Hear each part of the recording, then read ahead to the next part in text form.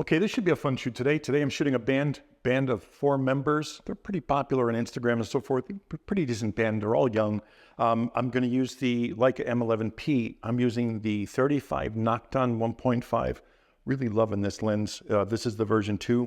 And then I'm using the Profoto Connect Pro. This is the manual version, so it's just a 1 pin. The reason I have this is because I can use it on all my cameras across the board. Now, I have the TTL version for the Leica. I only use it if I'm using the A2 and I'm out. But, you know, the TTL is kind of sketchy with this. This one just works with any camera system at all. It's just the manual Profoto Connect Pro. And then I'm going to use the D2 500 watt at full power. And then I'm going to put a scrim over this whole thing so that D2 can go through the scrim. Remember, I want this at full power because I want to be able to shoot at like 5.6 to f8, ISO 64. I really want to get every single band member in focus. There's no one standout person in the band. None of them are going to want to be like in the blurry side of the picture. They all going to want to like be featured in this photograph. So that's a big key that you really have to remember. You know, stop down that lens.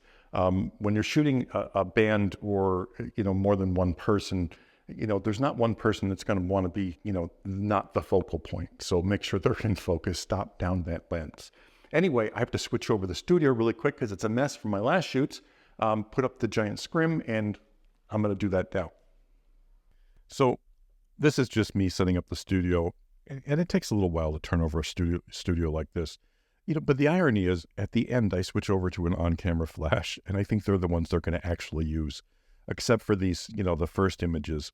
Now I'm just using the D2 with the Magnum reflector, and that's it. There's just, you know, that's it. I can move the flash left to right, up or down, you know, to change the look, but I really didn't have to because 3 of the band members are sponsored by a company.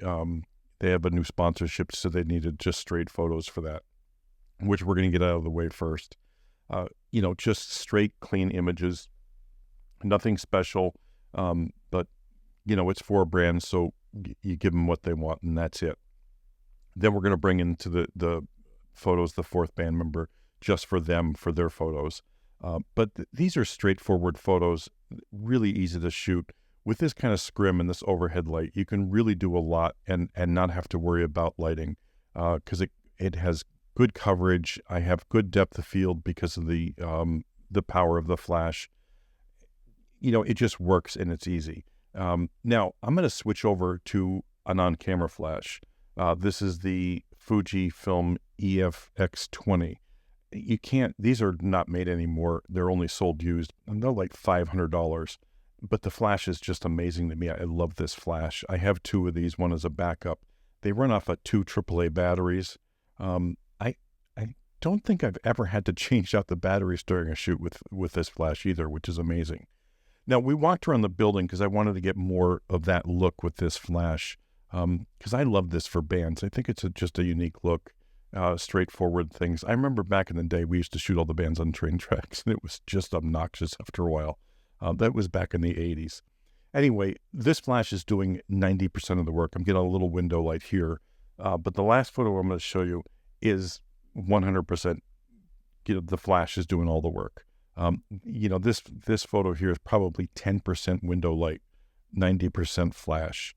And then we're going to move back in the this area of the building where there's absolutely no window light. You know, I have a little stream of window light to the left back of me, which you'll see coming up next. Here it is.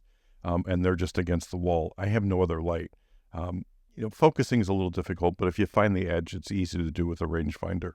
Anyway, I hope you enjoyed the shoot. Thanks for watching as always. If you have any questions, leave them below.